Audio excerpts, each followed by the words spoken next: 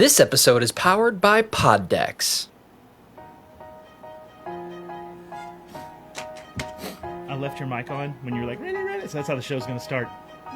So I dig it. Inspired, of extraordinary quality, as if arising from some external creative impulse. Greatness, the state, condition, or quality of being great. This is Inspired to Greatness. Yeah, man. Oh, I got to turn our mics back on for the broadcast. All right. As Matthew McConaughey would say. All right. What's going on, beautiful people? I love your faces. You're all amazing. Welcome to Inspired to Greatness. This is Inspired to Greatness number 26, How to Conquer Self-Regulation. This show is all about spreading inspiration, motivation, and being great. I'm your host, DJ Matt Blake. Along with me every week is the beautiful Bobby. How are you, buddy? I'm fantastic, brother. How are you? Thanks Man, for that intro. I'm excited to have you back, man, because it was a frustrating show last week. And my son's at the window looking at us. I didn't lock the door either, so it may blow open if that storm comes through. But I hope you guys are having a great, freaking awesome day. Continuing our series on emotional intelligence here. Today we're talking about self-regulation. Self-regulation is important. And we'll discuss exactly what that is and all that stuff, but it's important. How has your week been, man? I know it's only Tuesday, but it's been like 2 weeks since we've been here in the bunker together. So, yeah, the kids went back to school. We opted in and letting the kids actually physically go back. And yeah, so Keller started in person already. Yeah. Oh, so they were the only area doing that, huh? Well, there was a couple others All right. that started in person, but Birdville, which is where we are, started digital, which is stupid. No one's learning anything. I don't want to talk about that specifically. Facts. Let's not get on it because I'm going to Get off I'm going to anger the world because the sheep don't agree with me. Whew, Yeah, I said too much already. It's been a good week, man. It's been a good week. A lot of adapting, Yeah, So. and that's what it's about, man. Is adapt, overcome, conquer, all that stuff. So yeah, good stuff. It's been a trial of a week for me. I am way more busy than I thought I was going to be because last week I had training for the new job. I'm a music teacher at a preschool. Yes, sir. And then also, been sharing some marketing stuff with the Bambino advertising company that I'm working for. And then, DJ stuff is picking up way faster than I thought it was going to, which is good. I think some people are getting the picture of what we're really dealing with here. So I'm just excited to see events continuing on. I mean, even did a wedding. I've done 2 weddings, so it's good stuff. I've been seeing you being not only busy but productive, man. Yeah. So. Yeah, and doing a lot of trivia nights. This week I'm doing trivia Wednesday night in the Colony. I'm doing trivia and karaoke Thursday night in Bedford. Yeah, man. It's going to be a good time. So if you guys want to come out and sing, holla at your boy. So today, self-regulation. Self-regulation is the ability to control or redirect disruptive emotional impulses and moods. Ooh. So basically involving your ability to suspend judgment and delay action to allow time for thought. From a neuroscientific perspective, because I looked into some of that this week, you can frequently observe this skill or lack of skill by watching response times, right? So last week was the week before we talked about the pause. You have to pause before you do or say things often, and that's part of having high emotional intelligence. So if you're like talking to a client and they are like firing off angry responses, like you text something or email and boom, they have an answer. You text them and boom, they have an answer. They're not taking the time to cognitively accept and process what you're saying. They're angry and they're responding. So if someone is responding very, very quickly to everything you say, they're not taking the time to understand and process what's being told to them. And very likely they're just making emotional responses. So you'll see this a lot if you have very heated arguments, or if you have a very upset client, or if you yourself, like, if you're upset with a vendor and you call customer service to try to get something handled and you don't even listen to what they're saying. You're just like, I don't care, solve my problem. I don't care, solve my problem. And if you want to have high emotional intelligence regarding self-regulation, you have to recognize that in other people, and then you yourself have to realize what's happening. And they're not, this isn't a cognitive thing. They're making an emotional thing. So you have to learn to it's so easy to do realize. because we are creatures of feelings, right? So we're very we're very controlled by our feelings. It's true. So And I talked about that last week, I think. We're emotional beings. So Self-regulation is concerned with how you control and manage yourself and your emotions, your inner resources, and your abilities. Includes your ability to manage your impulses. Impulse control is huge. We teach it to children. You can't just take something you want. Well, as adults, we seem to go take a lot of stuff we want. We just take it because it's mine. I need it. I'll get it on Amazon right now. So what we're going to do some quotes. That's how we always start off the show. And we can discuss these as we rock and roll. If you guys have anything in the chat room, I'm watching the comments in the actual Inspired to Greatness page video. I'm also watching the comments in the live watch party I'm running on Facebook. So if you respond to either of those places, I will see you, or you can text me, whatever. So Deepak Chopra, who's always good for a quote, he said he who reigns within himself and rules passions, desires, and fears is more than a king. No, he didn't. That was John Milton. Man, I'm out of it today. John Milton said, he who reigns within himself and rules passions, desires, and fears is more than a king. So, real leadership and power is found in controlling your power, your emotions, controlling your desires. Not necessarily controlling them, but controlling how you act them out, I think. You can still really, really want, to use a silly and easy to understand example. We'll talk about dieting because it's an easy example everybody understands. You can really, really want that ice cream. That's not the problem. The problem is not that you want it. The problem is that you go eat a half gallon of Bluebell after the buffet. That's the problem. A buffet is a good test on impulse control because they're not going to stop you from getting more. They're going to say, "Keep eating, my little man," and then come back for more. True. That's why the waiter or waitress comes up there and they say, "You want more chips?" You tell them right off the get. Set the intention right off the get go. Right. When you come up and the chips is empty, that's it. Don't ask me. No, I don't do that. In fact, I posted on Facebook the other day. I said, Texas waitress walks up and says, "Do y'all want some more chips?" What kind of question is that, Becky? Keep them coming. I remember seeing that. Oh, man. Okay, so this is what Deepak Chopra said. Gratitude is a divine attitude in the wisdom traditions. It takes you out from the ego self and takes you into the higher self. That higher state of consciousness initiates self-repair, self-regulation, and healing. Gratitude. Wow. Gratitude is huge, and we're going to touch on gratitude in some coming up episodes, but it really and truly is. Once you realize what you can be grateful for, it's easier to not have some of those impulses Well, what's out there. great about these last two things is, we get very prideful, very egotistical here, and in those cases we don't become. Our gratitude goes out the window. Yeah, right? you become guttural and instinctive. And not to say you guys have to ignore your instincts. Your instincts are a good thing. But what you have to do is be wary that you're not doing things without processing. You're not making rash, quick decisions if you're in a conversation or argument or whatever it may be. And so Tao Te Ching, is our last quote at the beginning here, said, "He who controls others may be powerful, but he who has mastered himself is mightier still." So it's true. Listen, guys, it's very easy to manipulate and control other people through whatever means, right? You can control other people with money. You can control other people with affection, by giving and withholding money, by giving and withholding affection. You can control your children very easily by saying, you can't do this until you can't play Xbox until you finish your homework. Right, but it's really hard to control yourself, to master yourself. And when you can make yourself, you can understand and regulate, prioritize your life. That's hard to do. That is really hard to do. I think it's probably one of the biggest struggles: self-control, self-regulation, impulse control. Because there's so much, you can get anything you want immediately now. Like if I want any kind of food, anything I want, I can probably drive within 5 or 10 minutes and get it. Facts. Any product I want, I can have tomorrow. You don't have to drive. Tomorrow. You can have anything you want. It's 2020. Except going into public without a mask. Okay. So I'm going to give you guys a tool to try. And our tool is emergency self-regulation tools. Some things you can do when you feel yourself like, if it's a struggle, right? Going back to our example of dieting, if you want to lose weight, you have to regulate your eating, probably. Because most people are overweight because they overeat. Let's just be honest. Food is good.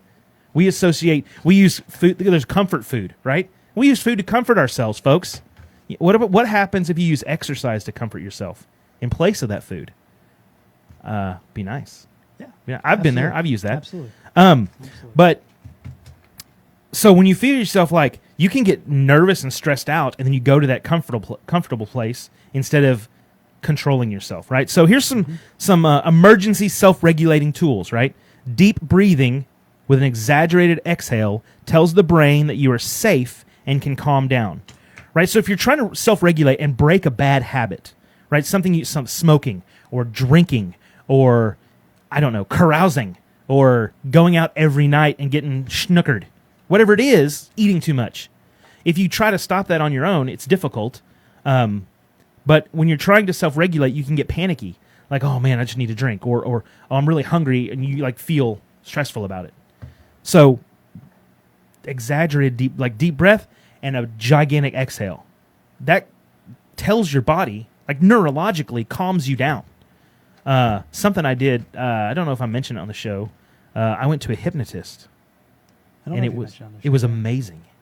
I want to have Ed on to talk about meditation. I mean, not meditation, hypnosis, which is honestly hypnosis. All hypnosis is self-hypnosis. Yeah. No one can hypnotize you. You hypnotize yourself. And it's basically getting to the umpteenth degree of relaxation. You could do it yourself. It's essentially meditation on steroids. And then the hypnotist, all they do is kind of help you and guide you, talk you through it, and help you make decisions on the subconscious level. And I got to tell you, I have never felt that calm and relaxed as when I left his office. Wow. That day, I was on fire. I was unstoppable. Nothing could touch me. Wow. It was brilliant, guys. That's huge. It was brilliant. That's huge. So emergency self-regulation tool number 2 is exercise. Even a little does a lot for calming the nervous system. Take a walk or stretch. Yoga is easy. I don't care what your physical fitness level is. You can do some yoga. I don't care what your physical fitness level is. You can walk around the block. Maybe you can't walk around the block. I understand that because when I was gigantic, before I lost a bunch of weight, it honestly was a struggle to walk around the block. But you got to start anyway. And we could do a whole episode on why exercise and physical activity is important in your life. Maybe we'll let Bobby take the lead on that show one day. But it is important.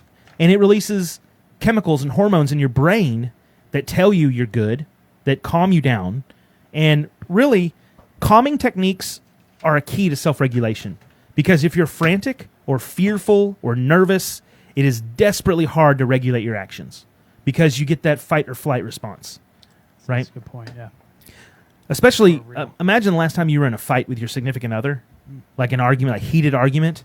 You say stuff you don't mean at all. Absolutely. I mean, you say hateful things, you say mean things, you lie sometimes, you make promises with no intention of keeping them. You do a lot of things that you would not do if you were calm, cool, collected, had taken a deep breath, and were thinking about, like, if someone's yelling at you, let them vent. Let it all happen. And then pause, because also what the pause does is it de-escalates, right? You take it, because if you just yell right back, it just jumps it up. You're like, oh yeah, you know what? Well, I'll take it to this level then, right? Fire with fire. That's right. And it's in the pause and the deep breath or the reflection, whatever you want to call it, drops the energy level down, calms things back down, allows you to respond, allows them to take a breath, and it's just amazing. So we're getting a lot of stuff. Maybe if you're in a fight, next time you're in a fight, ask the person you're fighting with to do jumping jacks. Let's just do some jumping jacks. If all else fails, at least you're too tired to continue arguing, right? That's good. That's good. From now on, anytime I argue with somebody, jumping jacks. If you want to fight me, we're doing jumping jacks and push-ups before each point is made. That's right. The fights are going to go away, man. Nobody wants to do jumping jacks and push-ups except Bobby. We're gonna, Music. Music can change a mood from negative to positive. Have some feel-good tunes ready for use. I'm not going to tell you what feel-good tunes are, even though I'm a DJ, I'm an expert in music. Because feel-good tunes are going to be different for each person. While Susan may like to sit in her car and listen to opera or classical music, Beethoven, Bach, Tchaikovsky, whatever it is, Karen might like to go her car and listen to death metal. Facts. They could be the same person. Sometimes you need death metal, sometimes you need opera, right? Some people might want to go listen to Garth Brooks' latest hits, whatever that music is to you that you enjoy. Like today, I was in a good mood. I was in a great mood after my networking meeting today. But I was listening to early 2000s hip hop, like Yin Yang Twins, Salt Shaker, 50 Cent, Disco Inferno, and my mood was increased more. I was even greatly excited about the day. So music is powerful, and if you can have some music that calms you, I'm not going to say calming music, because to one person calming music is Enya or Yanni, to another person calming music is Pantera and Megadeth. I don't care what it is. Get some, use it. It's powerful stuff. This is a big one. Thinking about a person you love or a happy memory and holding it in your mind for 20 seconds. That's good. You're angry, you're frustrated, you can't control that emotional action, right? So think about somebody you care about deeply, whether that's one of the kids, your significant other. Think about a happy memory. I think about podcasting with Bobby all the time when I'm down. That's what's up. Let's go. Just like, honestly, what I think about when I'm down is I think about, if I want to get myself hyped up, I think about a really great gig I had. And being behind the DJ set, being behind my rig, and playing amazing songs, looking out and seeing people dancing and interacting, and just like being there, right? Yeah. So imagine that and hold it in your mind and just see that for 15, 20 seconds, and you'll reset yourself. You'll reset yourself. So identify what you're feeling. Now, this one's a little more touchy-feely than I'm used to. It's a difficult one, but some people need this kind of thing, and that's fine. Name it to tame it, basically. Feelings are never wrong. They are important information your body is giving you. So talk about how you feel. That's a big problem with men who grew up when we grew up, right? We didn't cry. Boys didn't cry. Right. Guys didn't cry. Guys were strong, macho, alpha males. And we know that now an alpha male looks different. A productive alpha male needs to look different than they did in the 80s and 90s. Good point. Even the early 2000s. So if you can, and they talk about this a lot in therapy, if you can put your feelings into words, get them out there, if you talk about what's in your mind, you can have a greater understanding of it. So to self-regulate, you have to have self-awareness, which we talked about. You have to understand where you're coming from. Understand where you're coming from. So that's powerful stuff. Yeah, some of those times, though, can be very... they'll bring you back to certain moments. Yeah. Right? But you have to, again, be aware and be truthful and honest with yourself why you're feeling that way. Because if you're not truthful and honest with yourself and why you're feeling that way, you're not gonna be able to work through it. So that's super important. Yeah, it is. It is. You might know what action you're trying to regulate, but you don't know the emotion behind it and why you're trying to make that action, right? Facts. Are you going to the fridge for another fudgesicle because you're hungry? Or are you going to the fridge for another fudgesicle because you're lonely, because you're bored, you're sad? And people eat way more often than because they're hungry. So be aware of why you're doing what you're doing, folks. Well, the boredom made me do it, Matt. Yeah. Man, I get bored and go eat, man. Mm-hmm. That's real. Yeah. That happens. That is real. You stand in front of the fridge and you're like, "Ooh, what's in here?" The same thing that was in there 15 minutes ago, Tubby. Sit down. Next time you're bored, do some push-ups there, Chubbs a lot. Legit. So replace the old habit with a new habit, right? Yeah. So every time that does happen, Matt made a valid point. And it is things like that will help you get through that old habit. So when you are bored, hey, I'm going to give myself 10 jumping jacks. I'm going to do 10 lunges. Whatever it is, replace that. And consistently through and over time, you've created a new habit. And that has replaced that old habit. Yeah. Good stuff, man. That's huge, Good man. stuff. Finally, on our list of tools, try a short meditation just focusing on your breath, or maybe a phrase that helps you be more centered. Like I don't know what they call it. I can't remember what they call it in meditation. Like a mantra, right? But meditation is huge. Meditation is powerful. It's real life stuff. I'm not talking about metaphysical, like, projecting your soul to another dimension or some crap. Right. I'm talking about the physical act of meditating, calming yourself down. Let's get real for a minute. I have very bad blood pressure issues. Bad. Not controlled. No medication controls it. When I change my diet, it doesn't change much. I cannot find anything that helps my blood pressure. I'm a little worried about it. One day I'm going to have a stroke. But I check my blood pressure every day. And I'll check it, and it'll be, I'm not going to get real personal. It's X over X, right? X squared over X. Anyway, and so And what I will do is I always double check it. First, I want to make sure it's accurate. And second, I want to see what happens. So I always sit down on my bed, and then I take my blood pressure.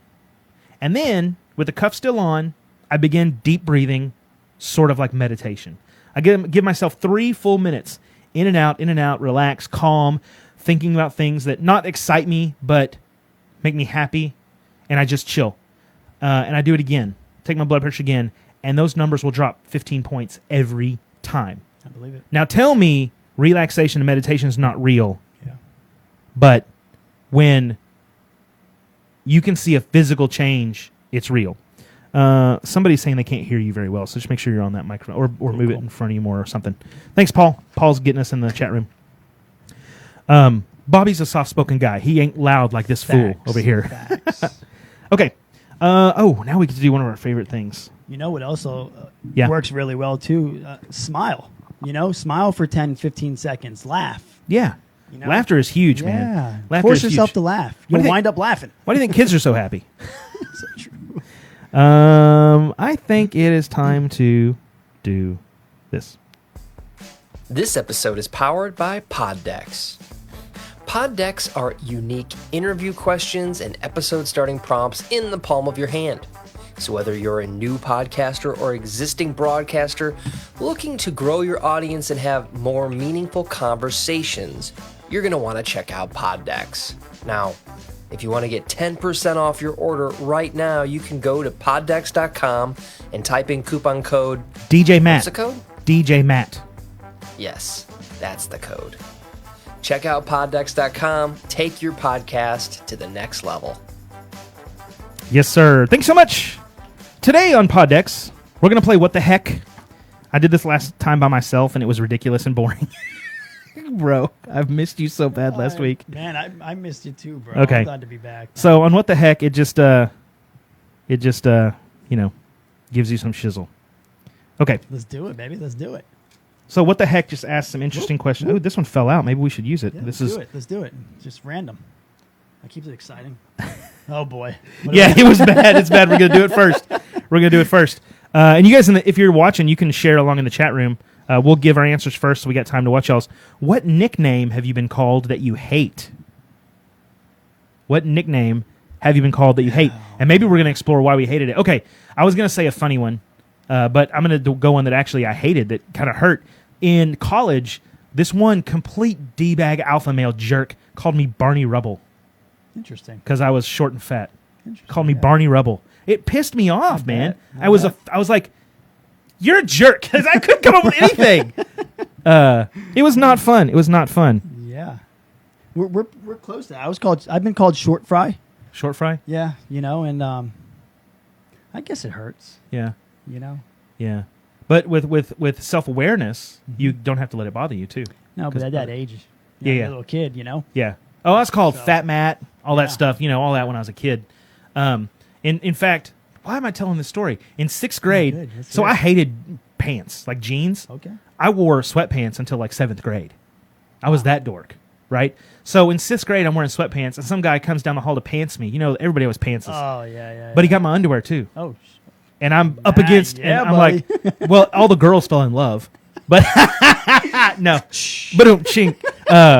No, man, it was bad. I was so hurt. And then another nickname, which is it bothers me a little bit, but not so much, was this other podcast out of Wisconsin called me the Silver Fox of Texas, because my hair is like white. Oh, yeah. And I was going to use that nickname, but I feel like every time I mention it's on my Facebook profile, but I feel like every time I mention it, people assume I'm like an egotistical jerk, like I made it up or something. Yeah, So, right. But anyway, it was kind of funny. I was like, everyone's going to think I'm like so full of myself.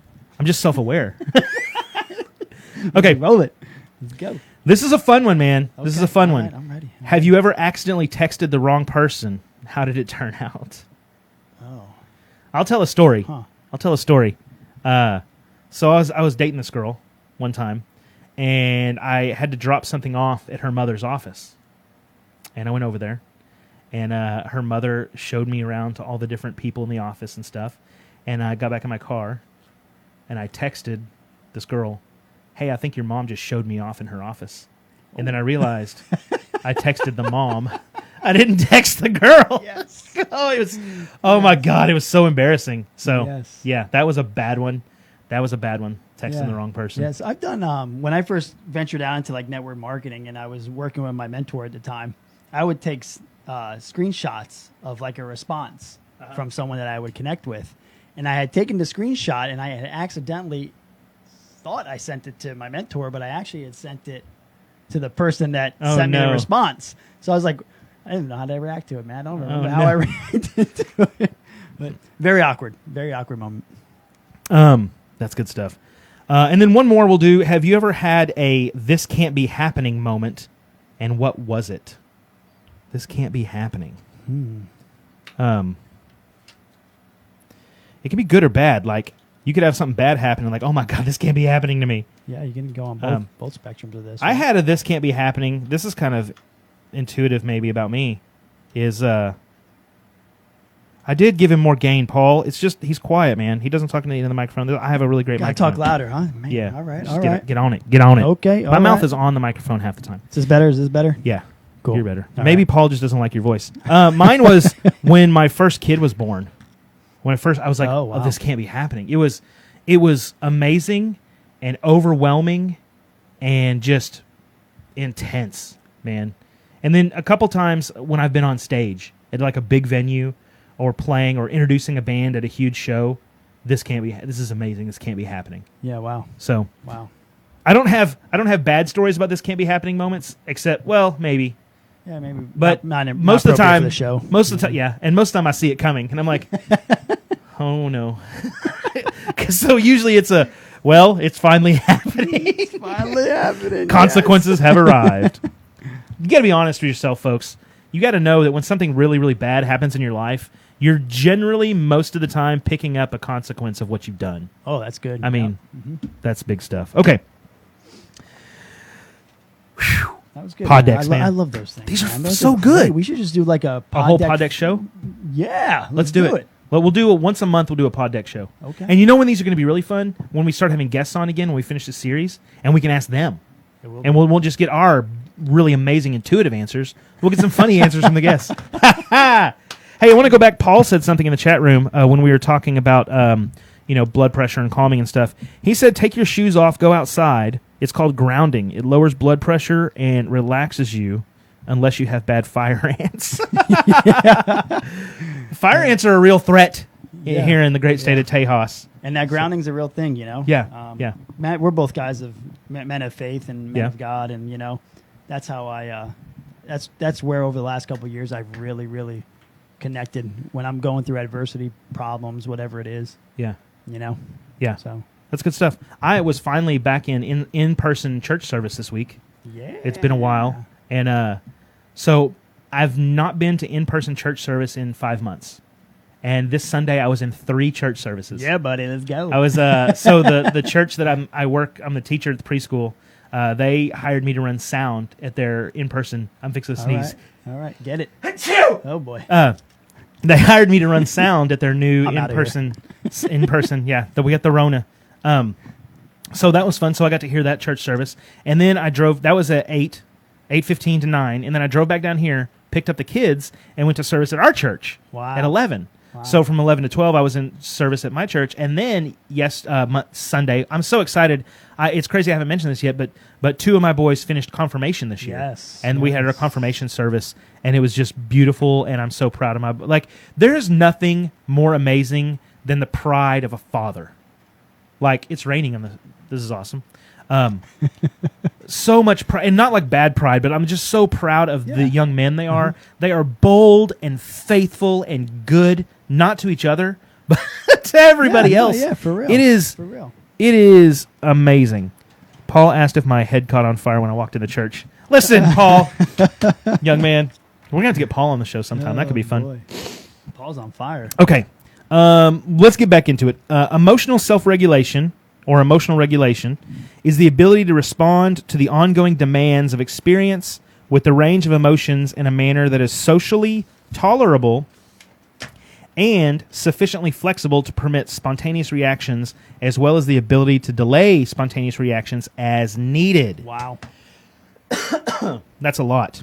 That is a lot. It can also be defined. This is all from Wikipedia. It can also be defined as extrinsic and intrinsic. I can't say the word. Me either. Processes responsible for monitoring, evaluating, and modifying emotional reactions. Emotional self-regulation belongs to the broader set of emotional regulation processes, which include both the regulation of one's own feelings and the regulation of other people's feelings. So, can you repeat that, please? No. We're going to do one quote, and then we're going to drop into 8 ways to conquer self-regulation. So this is the meat of the show coming up here. And I've got these from several different locations. Paul says that truth, Matt Blake, when your child prays for others on their own, pride overflows. Wow. Yeah. That is amazing. When you see your baby and they are developing their own relationship with God outside of you. Holy crap, guys. Yeah. Man. You want to talk about pride. Okay, Dr. Bob Chop, you can't always control the wind, but you can control your sails. Come on. That is one of my favorites. I love it. We talk about this all the time, guys. You cannot, in this world, you cannot control what happens to you. Not going to be able to do it. You can set yourself up for certain things, but you cannot control what happens to you. But 100%, you can control how you react to it. Facts. When someone hits you, you do not have to hit them back. When someone hurts you, you don't have to hurt them back. When bad things happen to your life, you don't have to make other people feel like bad things need to happen in their life. If you go through this world constantly exuding love and support for others, that's not even what we're talking about, but I don't even know why that got in there, but that's what it's about. Your reactions should always be done in love all the time. Yeah, well, I think that statement there's a conversation on its own, really is what that's all about. But if, where's it at, Matt? Where's it at over here? Right here. You can't always control the wind, but you can control your sails. It happens. People, you'll say life happens. Well, life happens to everybody. What is life? We all go through like and similar things. We all experience losses in our lives. We all experience some excitements, enjoyments in our life, and it doesn't make my journey any different than yours, right? Mm-hmm. It doesn't make me any bit better or special than you. Yeah. Right? But it does, what separates those from others is how they do react to it, right? Yeah. And why some people stay where they're at, and why some people never progress. It's scary. Further. Progress requires work and growth. Growth is real hard because you have to take a hard look at yourself, and you got to decide what needs to be cut away, and what needs to be invested in. What needs to be invested in. Okay, 8 ways to conquer self-regulation. Here we're going to talk about how, if you're lacking, how you can kind of work on your self-regulation. All right, here we go. Lead with integrity. What is integrity? We talk. I would say integrity is doing what you say, being true to your word. Yeah, one of the best, and when people aren't looking, right? When no one's around. That's right. That's one of the best things my father ever said to me. Yeah. Probably the best piece of advice my dad ever gave me that I can repeat on this show is. My dad worked a construction business, and I worked with him, and I learned some things that you don't repeat for a mixed audience. But one of the best things he ever said was protect your name and your reputation, because you only have one, and once you ruin it, it's gone. Now, the second part of that, once you ruin it, it's gone, is true to a degree, but you can repair a broken reputation. Yeah, it takes a lot of work. A lot, though, yeah, because once you've destroyed that trust, wherever that is. Because you lose a reputation because people don't trust you. For real. Trust is amazing. We should do a whole show on trust. But for real. When you see a wrapper or something on the ground, right? You pick it up. Yeah. Not like a rapper, like yo, MC Squared. Like a food, like trash, like a food rapper. I did a rap the other day, man, but we'll talk about that off man. Air, man. So we talk about managers a lot and leading because I think people who are into our show are going to be leaders. People who want to be just a worker, be their whole life, don't care about their emotional intelligence. They care about getting a job and keeping it. That's it. Good point. Managers who self-regulated lead with integrity, which means they hold themselves accountable to their word. They are good role models. They practice what they preach, walk the talk, talk the talk, walk the walk. They create trusting environments. We just talked about trust. Mm-hmm. And they do the right thing for the right reason, even when it means they don't take the easiest option. No. Sometimes what's right is not easy. And what's easy is not right. It's very easy to order a pizza for your family. It's harder to cook a dinner because it makes more financial sense and it's better for you. That's a stupid example, but it's an example that is easy to understand. Yep. Mm-hmm. Number 2 ways to conquer self-regulation is be open to change. Change is difficult. There's people who will completely destroy their life because they are opposed to change, right? My good friend Dean Lindsay, he says it well. Not all change is progress, right? Yeah. But all progress is change, right? So you can have, if Matt's sitting here and I punch him in his stomach, things just changed. He's not feeling any better. I'm not. That's difficult right? change to go. Yeah, with. so but That's that's change. Paul said that I was told to leave places and people better than when you got there. Yeah, that's good. That's a good one. Mm-hmm. We're going to start doing Paul quotes on the show. Let's do- Paul, email me every week. Do a I know quote Paul? for the show? I don't know. He's a good dude. He's on my Facebook. Awesome. People who self-regulate cope well with change. They adapt their behavior to different situations easily. Importantly, they think about change positively and see it as an exciting opportunity for self-development. Conversely, people who resist change can experience a great deal of stress and other negative physical and psychological effects. Like we just talked about, change is difficult. Change is tough. It ruins your comfort. Comfort Took level the word sucks. out of my mouth, buddy. Comfort is where ambitions go to die. Get comfortable. Yeah, you guys heard this all saying. Like, I'm not the first to ever say it. Like, get comfortable being uncomfortable, right? For reals. Yeah. Number 3, identifying your triggers. Yeah. We talked about That's huge. self-awareness, okay, and this is where it really ties in well. As an important part of being self-regulated is self-awareness. There's a reason we do these in the order we do them in. Go back and listen to the self-awareness show. Particularly when it comes to knowing what your weaknesses are. Another thing we talk about. Man, we wrote the book on this. They think about change positive. No, that's not where we're at. Knowing what your weaknesses are and how other people's behavior can affect you negatively. Identify your triggers. Literally make a list. Make a list of all the times when you've given into your negative impulses at work, for instance. Mm-hmm. When you've identified emotions and reactions that aren't useful, and then replace them with positive actions.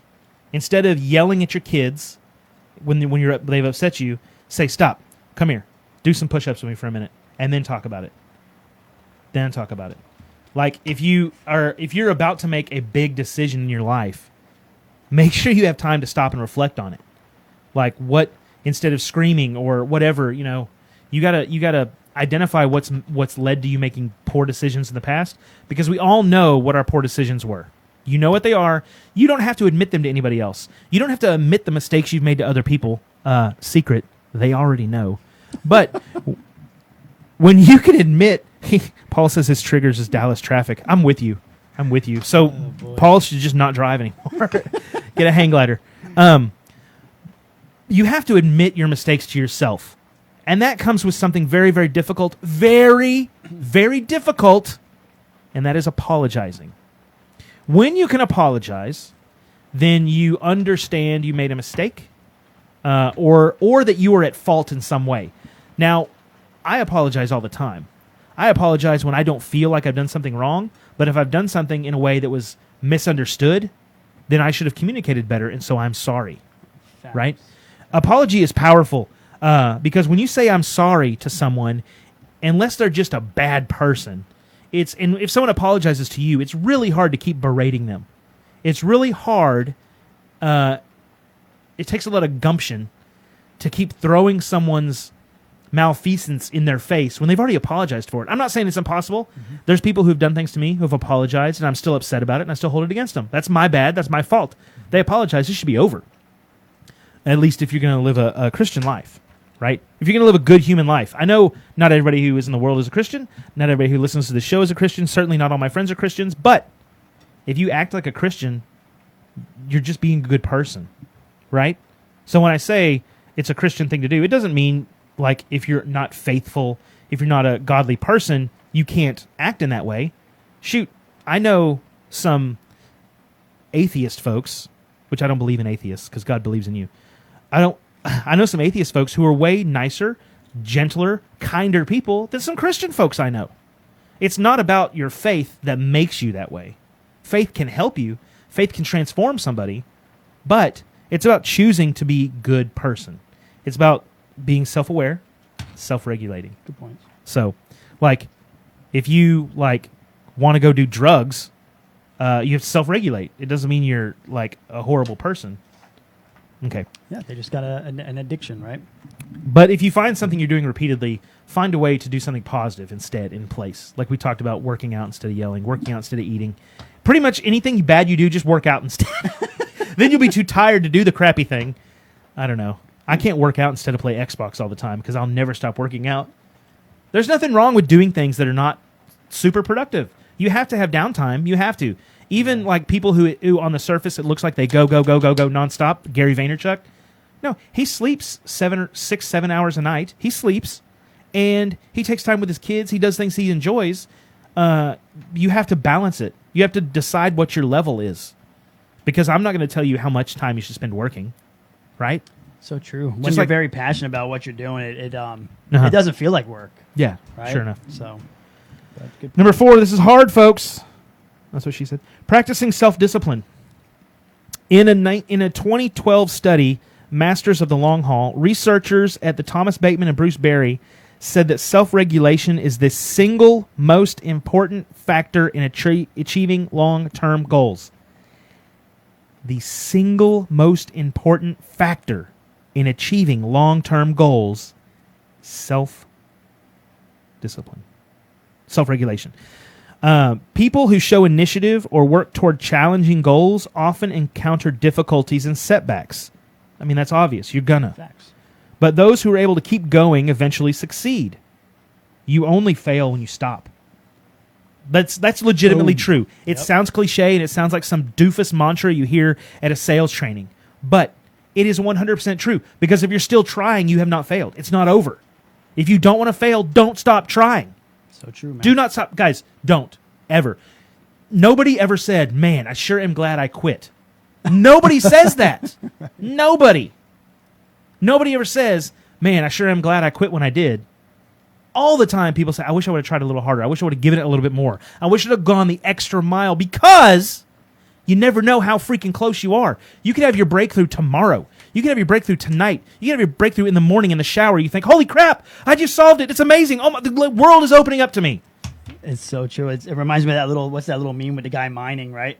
Oh, yeah, and he And turns around. Yeah, man. The gold was right there. Right there. Right one, there. One hack away. You do not know how far or how close you are from success. But when you fail, it doesn't matter how close you are. You're done.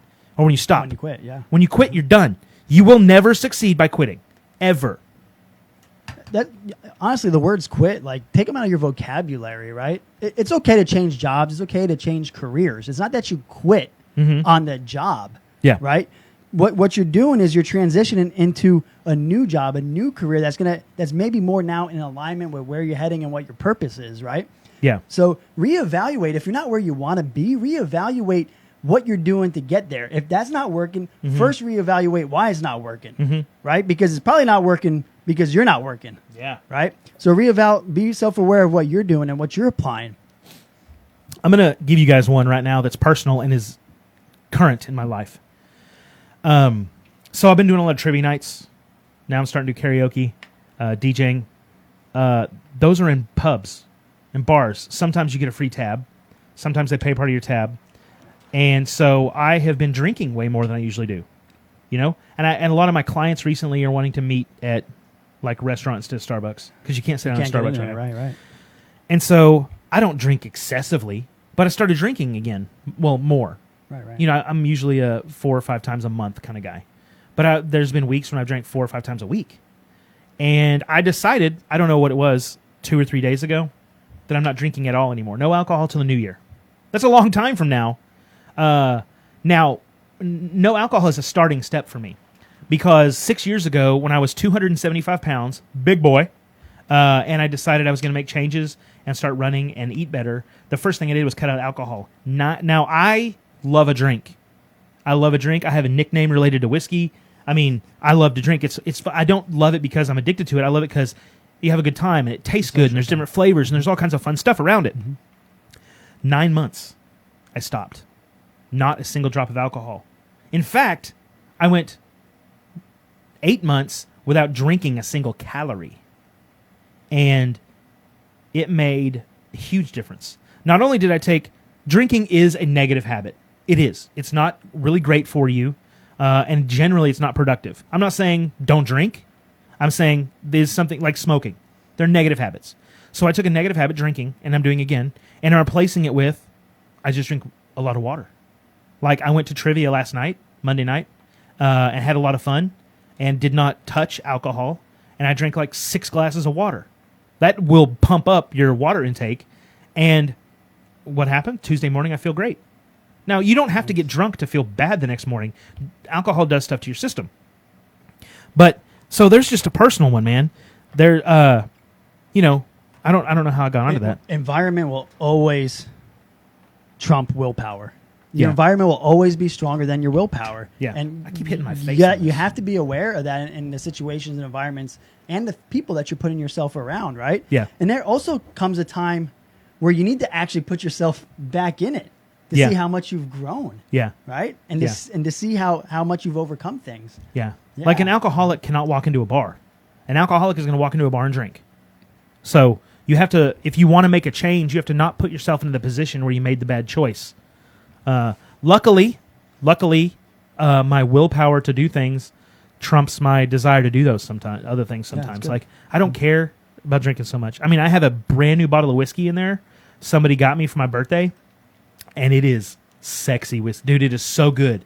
I haven't opened it, and my birthday was almost a month ago, and now I don't get to have it until the new year. I don't get to have it until the new year. That's fire. I always ask for help, Matt. You know, Yeah. I do a little prayer and I ask for help because I know more than likely I'm probably going to cave in. That's dangerous. Yeah. You know why? Because you pray for patience, and then you have 5 kids like I do. Okay, we're talking about practice self-discipline here. People who show initiative at work or work toward challenging goals encounter difficulties and setbacks. Developing self-regulation by working on persistence and self-discipline. These are traits that keep you working hard, even when you're not, quote, in the mood and your goals seem out of reach.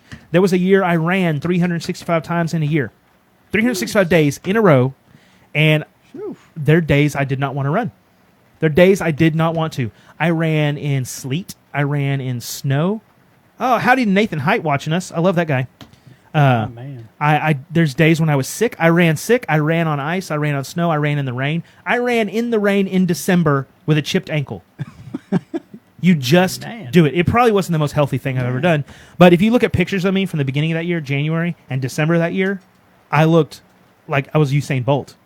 They should have drafted me to the Olympic team. But, you know, once you have the self-discipline and the fortitude to do that, make a year-long plan. That was stupid. It was stupid. A year. 365 days in a row. There's days I ran 3 times. In the middle of it, I was doing 3-peats, man. I was like, boom, let's do it. I ran a half marathon that year by myself on a track. You can do those kind of things when you develop a habit and a pattern. All you have to do is have the self-discipline to continue on. There's nothing in this world you cannot do. Not a dang thing. And it's people who tell you you can't do it, take that, internalize it, fuel it, and say goodbye to that person. And then show up later once you've done it and be like, hey, look at this. Look at this. You don't need the kind of, and everybody says, you don't need that kind of negativity in your life. Yeah, it's true, but it's true. It's true. People who aren't going to support your goals, your aspirations, people aren't going to be there, people aren't going to encourage and lift you up. Man, I got time for that. Yeah, just let your actions and your works speak. Yeah. They'll speak loud enough for themselves, you know? So self-regulation, persistence, self-discipline, they're traits that keep you working hard even when you're not in the mood. For example, keeping focused on how you'll feel when you finish your project might be the best way to avoid procrastinating and giving up on it. So how are you going to feel when you finish that workout? How are you going to feel when you lose that 2 more pounds? I've lost 10 pounds in the last 2 weeks. That's great. And I feel amazing. And I do not miss the giant meals I had. Right. You know, I did a 24-hour fast a while back. Yeah, I remember. I felt amazing. Yeah. You know what's amazing about fasting is about hour 15, you start to feel different. And by hour 20, 21, you are so self-aware and focused. Fact. Like I could snatch a freaking mosquito out of the air. And by the time I was hour to 23 and a half hours into my fast, I wasn't even hardly hungry. I was just like, I need to eat something because I need some fuel. Yeah. But it was amazing.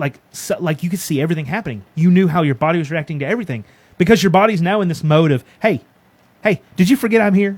Here, this. So yeah, I would love to do an episode one time on I've been fasting for 4 years now. Yeah. You know. So, and what do you do? What's your hours? Yeah, I go anywhere from 16 to 18 hours. Yeah. Depending on my day. What I love, it's real flexible, right? Yeah. So 16 to 18. I met a guy at this wedding I DJ'd, and they're bodybuilders, and my groom was a bodybuilder, and they're gorgeous people. Shout out if you're watching, JT. He's amazing. Oh, yeah, I know JT, yeah. You know JT? Yeah, JT and Esme? I just DJ'd their wedding, and they are the most adorable, beautiful, amazing couple. I absolutely love them so much, and we had a lot of fun. And he's a bodybuilder, and his friends are, and I felt like, whew, look at these guys. Holy crap. Anyway, and I was chatting with one of the guys. I was like, yeah, man, I just did a 24-hour fast, and, I used to do this and that and the other. And we just had a good conversation. He said he eats between the hours of 1 p.m. and 7 p.m., and that's it. That's it. He doesn't eat any other time. Facts. But you can eat whatever you want in there. To a degree, yeah. Mostly. Mostly. Yeah. So good stuff. Reframing negative thoughts is the next tool. We've kind of touched on this, but let's deep dive. People who are self-regulated are able to choose the wolf they feed. You've heard there's two wolves inside you. If you experience a negative event or an obstacle at work, tune into your negative thoughts. Ask yourself whether they're reasonable and stand up to fair scrutiny. Okay, for example, did you really not get the job because you're not good enough, or is it because your colleague had more experience in a specific area? The things that happen to you are not always because of you, right? And that sounds kind of converse to what I usually say. But there's an other issue out there sometimes. Like this happened, because of that. So, yeah, you didn't have the experience. So, okay, yeah. I'm getting text messages about trivia. Yeah, it's something I really love. Something real simple that you guys can implement right off the bat is the two words "get" and "have." Right. So a situation arises, right, and it's like, oh man, I have to go do this. I have to go there. Right. I have to. Right. Yeah. Replace the word "have" with "get." Right. I get to do this. I get to go here. Yeah. I get to go pick. Like that's a gift. Mm-hmm. Right. And it will really shift your thought and your mind process based around what we get to do. Yeah. Yeah. I had to take my glasses off because they keep hitting the mic stand. Oh, I heard that. It was ridiculous. Sorry, guys, for all the clicking. Click, click, click. What's next? Was it because your colleague had more experience? Okay, consider using affirmations or visualization to manage your negative thoughts and to control how you react to similar situations in the future. If you rationally assess the facts, you can undo the damage that negative thinking has done. For instance, saying to yourself, I can do this, I've done it before, is much more motivating than saying, I can't do this, it's hopeless. Mm-hmm. Even if you think you can't do something, tell yourself you can. The words you tell yourself are powerful. Do you know why when someone you care about tells you something negative about yourself, it hurts so much? Because you believe it. You believe it. When your spouse says, you're not going to get that job, or your spouse says, your podcast is stupid. What? She doesn't do that. I'm just, for examples, right? It's powerful, and you believe that stuff when other people say it. Paul said, silent guy, very profound, have get. I like that. Yeah, his name's Bobby. I think you know that by now. But if you say words to yourself, what are you, like I talked about, I think it was last week, or was it the week before, the biggest deceiver is yourself. You can deceive yourself. Absolutely. And if you're telling yourself you can do something, you have more of a chance of doing it. I'm not saying you can say, I'm going to make the Olympic team, that it's automatically going to happen. But if you tell yourself, I'm not going to make the Olympic team, I guarantee you're not going to make the Olympic team, right? Mm-hmm. I guarantee if you go into a job interview and you think, there's no way I'm getting this job, you're not going to get that job. It's going to be written all over your face. You're going to be not confident. Yeah. But if you say, I got this, I'm doing it, it's amazing, you got a really good chance. Just like when we start the podcast, I don't sit here and I think, man, Bobby and I, you should see us before. We're not like, man, this show's going to suck. We're not. No one's going to watch. No one's going to get anything out of it. We're like, boy, this is going to be fire. And he's like, yeah, man. I was like, yeah, dude, we're going to talk about this. He's like, oh, yeah, man. Oh, brother. And we build ourselves up. Affirm yourself and affirm other people. Help them. It's not. I mean, we're talking about self-regulation, but if you affirm other people, it's easier to affirm yourself. Yeah. So, yeah, I'm going to give you another thing, Paul over here. Right. So check this out. Words try and can't. Every time you say the word try, do push-ups. 10 push-ups, 25 push-ups, whatever it is. Anytime you say the word can't, this way you're aware of it, because when you say try, you're already setting yourself up for failure, right? Yeah. And when you start saying can't, you've already failed. Yeah. So take them out. Yeah. Take them out. Don't say those. Don't say those. Don't say don't say it, brother. Don't say it to me, Bobby. Don't tell me you can't do it, my man. You can. Okay. I can't come over this weekend. Don't tell me you can't, Bobby. Oh, God, you can do it if you believe it. No, I literally can't. I'm busy. Oh, okay. Number 6. This is tough, and I am happy to say I do pretty well with this one. Keeping calm under pressure. Boom. Now my headphones are hitting the mic stand. Self-regulation is about remaining calm in the face of adversity and keeping your cool. If you're in a situation where you're losing control of your emotions, try to remove yourself for a few moments, either physically or mentally. Mentally check out what's going on. Now, that's not a good thing to do all the time. You need to be present. For example, relaxation techniques such as deep breathing can help you calm down. We talked about these. The things, the tools I gave you guys earlier are great for that. Don't try, just do. Yoda said that. Yoda. There is no try. And Mr. Miyagi. Man, we should write a book about wisdom from Miyagi-san and Yoda. This is good stuff. But this stuff didn't come. You being prepared and showing up takes practice. It takes you doing, right? Yeah. Probably the first time you ever showed up and did the podcast or whatever it was, there's probably some butterflies, and it's okay to have some butterflies, right? 13 years ago when I first started podcasting, there was. Yeah, absolutely. The first time's always, there's an excitement. There's an excitement to it, right? I'm not nervous nervous, right? I'm excited. I'm Yeah. excited to do it. Yeah. Right? Yeah, because it's going to be all that. Yeah, absolutely. And a bag of chips. Doritos. I Yeah. like Doritos. Cool Ranch Doritos. Doritos make me do it. Do you ever take Cool Ranch Doritos and you put them on your sandwich? You get that crunchy. Oh, next time you're having I'm not that guy. Next time you're having a little ham sandwich or something, take some chips and put them on there. Yeah. Next level. Next level stuff. Don't say you can't do it. Don't say you can't do it. I believe you. I believe you can do it. Love it. Oh my gosh. Paul's cracking me up. He likes the name Silent Guy though. He says the Matt and Silent Guy podcast. that would insinuate he never talks, and this guy comes up with some wisdom. So we talked about those techniques to help yourself in an emergency situation. Deep breathing, they can help you calm down. It interrupts negative thoughts, puts you back on a more positive path. Breathe in slowly for 5 seconds, breathe out for 5, focus on your breathing, and nothing else.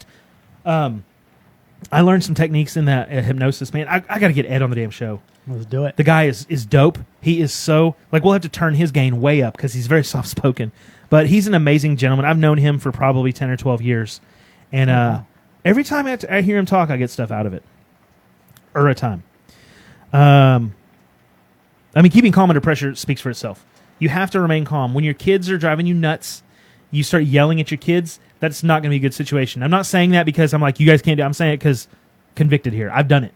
I've yelled at my kids. Most parents have yelled at their kids. It's not a fun thing. It makes you feel like crap, makes them feel like crap. Almost nothing positive comes out of it unless you're like, so true. Put down the flamethrower! Like if you yell that, it's safe because... Michael Jordan, calm on it. Why do you think he won so many games, right? Kobe Bryant. Why do you think these... Who's this Donich? What's his name? The Dallas guy? Oh, yeah. Listen, I don't like basketball. Yeah. So. They're so calm under pressure because they do it daily. They do it in and out, right? They practice like that. Yeah. I like public speaking. There's a large majority of people who are frightened of public speaking more than death. For real. It's wild. It's wild to me. The wedding I just did, the maid of honor would not even do a toast. Like we handed her the microphone. She's like, nope, take it back. Oh, wow. She wouldn't even speak. And, which, of course, I never understand because, hello. But when I was younger, speaking in front of people wasn't easy. Until you realized you're not doing it for them, you're doing it for you. So much so that by the time I was in college, I graduated, and a year later, they asked me to come back and be the commencement speaker at graduation for my college. Wow, nice. And it was dope. And from that moment, I developed a passion for speaking. And I speak to groups often, networking groups, business groups, school groups. I mean, my college English professor used to have me come in and talk to her classes. That's nice. And say, talk to them about preparation and perseverance in college. Because college is a hard time. If you have kids in college, man, they're struggling. I mean, big time. Just because it's a difficult time. I was talking to somebody the other day about what at high school, middle school kids right now, and even elementary school. Like, how hard is it to be a teenager, just in general? Like, you don't know what you're doing. Your hormones are everywhere. You're confused. You don't understand yourself. You definitely don't understand other people. And then in 2020, they just tell you, oh, you have to completely change the way you learn. Man, I am not holding my children accountable for any of their schoolwork right now. I mean, yes, I get on to them. I'm like, you need to do this. You need to do better. Right. But in the long run, 2020 is a wash school-wise. Right. You cannot take the entire population of the country the young people who are already confused and mixed up because they're young people, they're not developed, they're not full humans yet. And you tell them the thing you've been doing your whole life, learning, we're going to change completely how you do that. That is messed up. For real. Adults are not even coping well with, you have to work remotely. How do we expect the kids to? And I say all this to say, regulate how you deal with people. When someone is struggling now because the world is what it is, and when your kids are struggling with school because it is what it is, drop down and become humble and ask yourself, how well are you coping? If you're coping well, good, but how difficult is it for you to cope well with the things going on right now? I mean, throw all that in, and then it's an election year. People are mean. People are mean in an election year. They just are. I'm going to be so glad when 2020 election is over and the holiday season will come, and that always gives you a bump. And then in January 2021, it's going to be much better. We're going to have distanced ourselves from the political name-calling, from the I hate you because you don't believe what I believe nonsense. And I don't hate anyone because they don't believe what I believe. I disagree with people a lot. I still love them, and I still have good friends that are, some of them are writing me off even more and more a day. People who I tell on a daily basis, a weekly at least, I love you. I love you. I'm so glad you're my friend, but they're ready to peace out because we have different opinions. Right. I'm like, that's not my problem. That's not a problem. Like, I am self-aware enough to look inside and say, did I do something to that person? No, they don't like the truth. And here's something I want to say, and I thought about this earlier. This is not on my notes. I thought about this earlier. And when I say I'm going to tell the truth, I'm going to tell the truth. When you say, well, this is my truth, no. There is the truth, and there's only the truth. There's not my truth or your truth. That's nonsense. There is not, different people don't have a different truth. The truth is what it is. It just is. If you think your truth is different than someone else's, you're wrong. That's an emotion. That's an opinion. That's anything else besides a truth. And somebody really jumped all over me on Facebook a while back about this. They said, so there was a 6 on the ground, right? And one person standing over here said, it's a 6. And someone standing on the other side, oh no, it's a 9. See, they can both be right. That's not true. Somebody drew it on the ground, and they drew a 6 or a 9. Just because you perceive it differently or it looks different to you, that is an opinion. Someone drew a 6 or a 9. There is a truth. There is not your truth. My truth is Bobby's truth, is your truth. It is all the same truth.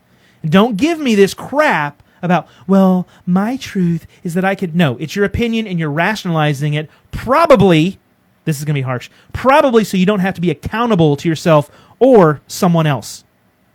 Or someone else. And it fires me up when people tell, well, I don't believe in that. Well, that's fine. It believes in you. The truth believes in you. The truth, the way, the truth, and the light believes in you. That's really good because it even goes back to how you're feeling and why you're feeling certain ways, right? Yeah. Same exact concept, man. Whoo! Holy crap! Feel good. I feel better. Okay. Good, man. Good. Number 7 is tough. Considering the consequences. If you're self-regulating, you're considering the consequences. We live in America where it may not seem like it, but you still have freedom to do anything you want. And really, in the entire world, you can do whatever you want. You're free because of a lot of things. But you can do whatever you want. You just have to be ready to accept the consequences. I can drive 80 miles an hour. Yep. I can go shoot somebody if I don't like them. I can go rob a bank. Yeah, you can do that. But you have to be willing to face the consequences for your actions. Those are extreme examples, I understand. But it's truth. If you find yourself in a difficult situation or you're trying to control your impulses, think before you act and consider the consequences, right? If you are trying to be sober and you go to a bar, consider the consequences. If you're trying to be sober, if you're trying to change your eating habits, you're like, oh, I'm just going to have a slice of cake at this wedding. Well, how easy is that going to make it for you to say tomorrow, well, I'll just have dessert. I had cake yesterday, it didn't do anything. Consider the consequences of your actions. Little consequences all the way up to big consequences. Great points. Remembering what happened when you reacted badly in the past can remind you why it's important to be self-regulated. Remember last time you had a drink and then you had another one because you lowered your inhibitions and your ability to problem solve yourself, and then you had another one, and you ended up drunk driving. Okay? Consider the consequences. And I'm giving extreme examples so I can illustrate them better. These happen on a small level too. Like, remember last time you didn't respond to email because you wanted to watch Netflix, right? And so then you missed an email, you didn't respond timely, and your competitor got the job. Okay? So now when you sit down to watch Netflix and you know you have email to respond to, remember last time. You lost out on work. You lost out on a job because you chose this or that. So good. Little examples. So good. Imagine how you look and behave when you're not in control. This will give you some perspective in the situation. For instance, you're about to shout at a team member. About to shout at somebody. Imagine how you'd look. Is your face red and sweaty? Are you flailing your arms around? How would you feel working for that person? Consider that is... Talk about self-awareness and self-regulation. Before you react to another person, imagine how you would feel if you were reacting to yourself. Look in the mirror with that look you want to give your kids. If you're disappointed in something your kids did, before you go talk to them, imagine you're talking to them and look at yourself in the mirror. Would you want your father looking at you like that? Come on. Yeah, man, for real. You should always, while we're on that topic, you should always approach your kids with humility and understanding, because that's what they need. They don't need you to come in and go, well, son, you screwed up. I'm going to whoop your butt, and then you're grounded. They know they screwed up. Right. They know you screwed up. You need to approach it with kindness, and everybody with kindness. You know, what is the greatest commandment? Love thy God above everything, and likewise, treat your neighbor like it's a golden rule. Love your neighbor. So it's our job to love everybody, but you really kindness is a part of that. We need to do a show on that. But consider how you would act and if you would want to work with that person, if you would want to deal with that person. I get taken to task a lot for the things I post on social media. Like today, I posted, F the mask, Corona's a joke. That's a strong opinion. It's a strong opinion. I believe it. I can back it up. But people come at me about it. Well, you can't say Corona's a joke. I certainly can. Because you've destroyed the lives of millions of people, and tens of millions of students destroyed their lives for something that is insignificant. 10,000 people dying is a bad thing. Human life is important. I'm not saying that. But if you're destroying the lives of tens of millions of people because 10,000 people died and it's not going to stop it anyway, I think you made a bad decision. I hate that we're talking about that right now, but I want to use the example. I can say whatever I want. I have to be willing to accept the consequences. People take me to task all the time. I'm very vocal. I'm very vocally opposed to certain viewpoints. I'm very vocally opposed to certain political ideologies, and I'm opposed to government interfering in business. I just am. I've been to Austin to protest it. I've been approached by political people who want me to work on campaigns. I do this because I love it and because I think the truth needs to be shouted from the rooftop. And I'll tell you right now, I get more appreciative messages than I do hate mail. Yeah, it takes a special person to really stand up and speak. It's not me. It's not me. I'm blessed. God gave me a bold heart and a loud mouth, and I've repeated that a lot. I've repeated that a lot. I have strong convictions about things, and I'm not afraid to say them. And generally, I feel good about the things I say because I don't say things hatefully. They might sound that way, but I'm not saying anything from a position of malice or hate or whatever. I don't like to sow division, and people who do sow division, it disgusts me. You turn person against person, neighbor against neighbor, American against American, and I'm upset with you. Yep. I'm upset with you. There's too much of that. Everybody needs to love each other and quit it. Go to your room, young man. Okay, what's next? Believing in yourself. Come on now. This is the most important thing there is. If you don't believe in yourself, who is going to, Bobby? If Bobby doesn't believe, he's going to kill it trading Forex today, and he's going to make bank, and he's going to multiply that 5% every day. If he doesn't believe it, why would I believe it? He doesn't even think he can do it. Psh, that guy ain't going to do nothing. Not because I doubt his abilities, but I think if he doesn't believe in himself, he can't do anything. For real. Another important element of self-regulation is self-efficacy. This is your belief in your ability to achieve your goals. To develop this, work on your self-confidence. Focus on the experiences in your life where you were successful. To put your mistakes and setbacks into perspective. Choose to believe in yourself and surround yourself with other positive and confident people. That's enormous. We're going to come right back to that. The more you see the success of others whose skills and abilities are similar to yours, the more likely you are to believe you can achieve that success. We all have the ability to control the way we react to situations. Build on your skills by leading with integrity. Be open to change. Practice self-discipline. Believing in yourself. Keep calm under pressure. Identify your triggers to stress. Reframe negative thoughts. And always consider the consequences. All of those things. So true. It's not hard to be self-confident and believe in yourself. You have to tell yourself you can do it. I know I can do it. I know I can do anything. Yeah.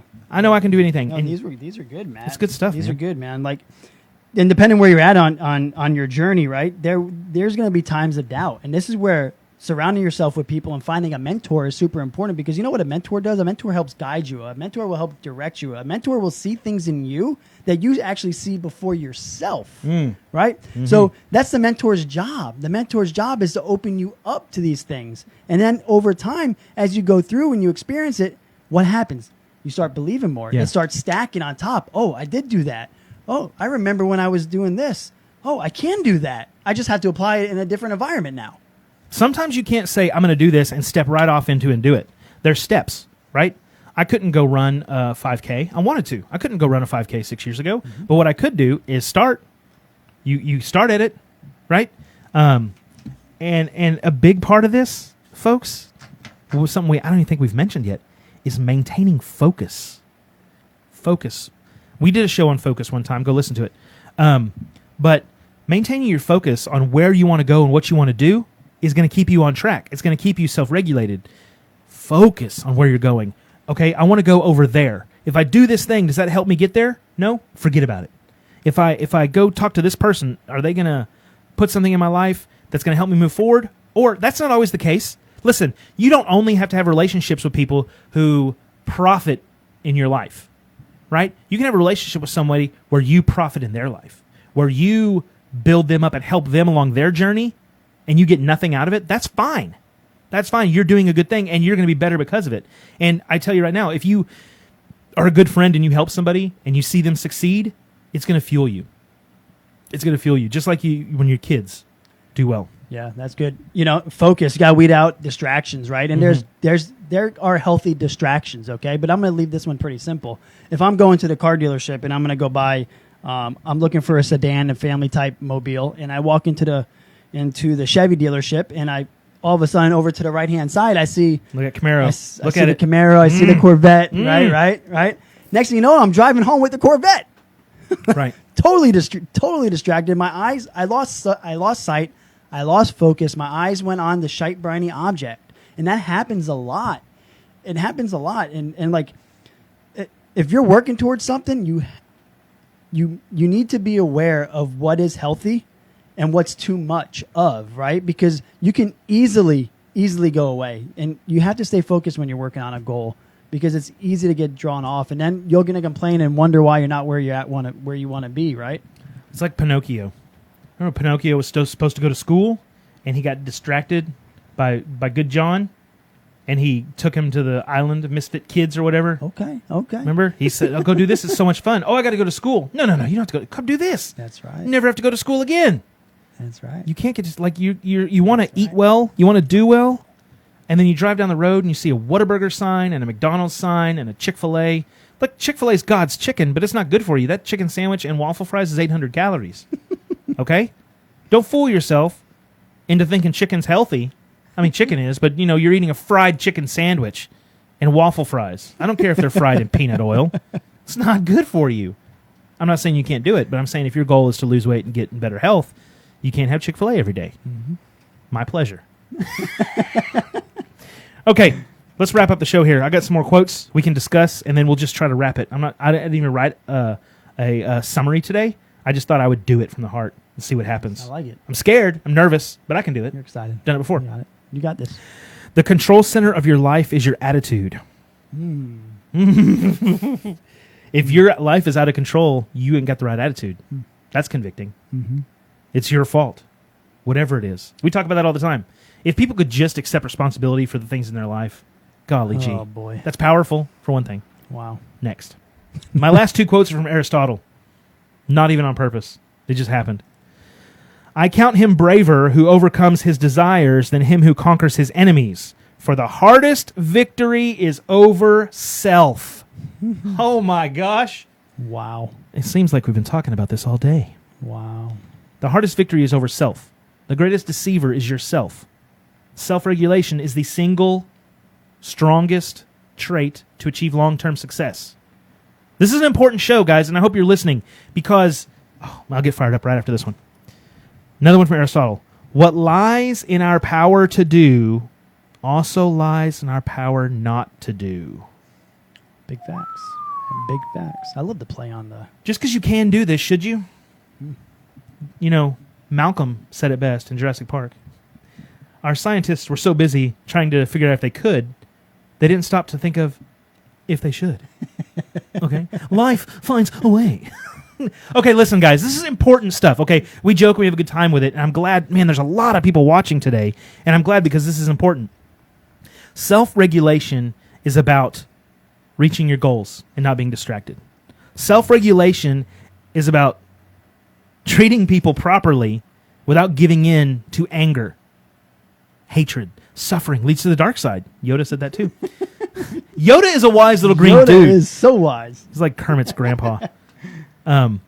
So listen to me, folks. Listen. And I'm not the all-knowing wise guru or some crap, right? I pay attention to the world around me. I self-analyze. I see what works for me. I take truth where I can get it, and I recognize the baloney. And when you can recognize what the truth is, and you understand your part in your success or failures, you can understand what you should do. And when you recognize what you should do, and you can regulate your actions, your emotions, and your responses so that you're doing the thing that you should do, then nothing will stand in your way for success. There is so many proper ways to act in this world, so many proper ways to treat other people, and so many of the mediocre and those who don't succeed react badly with their emotions. They tell you how wrong you are. They tell you how right they are, and how that you have upset them or you are the cause of their problems. But I'm telling you right now, you are the own cause of your own problems, and you are the pathway to your own success.